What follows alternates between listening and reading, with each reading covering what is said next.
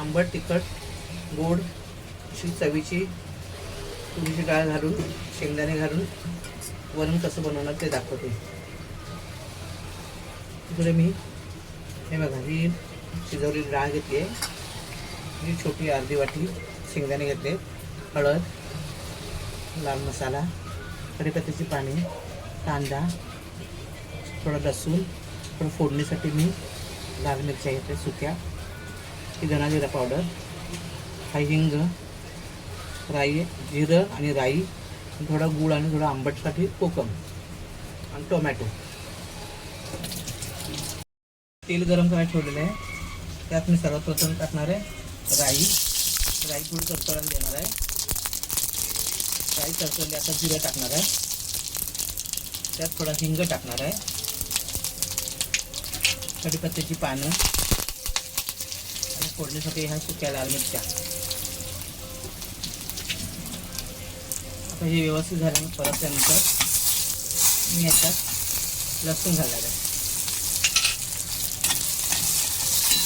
लसूण व्यवस्थित थोडंसं लाल होऊ द्यायचा. मग आपण याच्यात कांदा टाकणार आहे.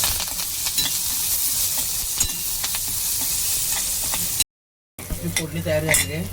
त्यात आपण घालू टोमॅटो.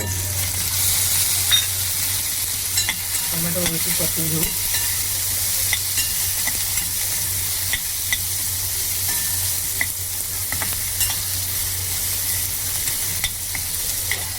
आता आपण ह्यात घालू हळद, थोडं लाल तिखट,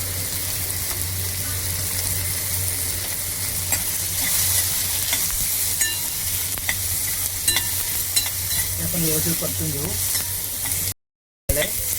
आता ह्यात आपण ही डाळ टाकू. हे शेंगदाणे घालून घेऊ. हा थोडा गूळ, हे थोडं कोकमा आणि हे धना जिरा पावडर. आता आपण हे व्यवस्थित हलवून घेऊ आणि ह्याच्यात आपण थोडंसं गरम पाणी घालू आणि वरून आपण हे आता मीठ घालू. आता आपण ह्याला 5-7 मिनटं उकळी देऊ. व्यवस्थित उकळी येऊ द्यायची. बघा वरण खूप छान शिजलेलं आहे. त्याला छान उकळी आलेली आहे. आता आपण ह्यात कोथिंबीर घालून घेऊ. हे वरण कधी करून बघा. लहान मुलांना तर खूपच छान आवडेल आणि छान आवडीने खातील मुलंसुद्धा. हे मी माझ्या नातवंडांसाठी खास बनवलेलं आहे. आणि आवडल्यास रेसिपी माझी लाईक करा, शेअर करा, कमेंट करा. या खायला.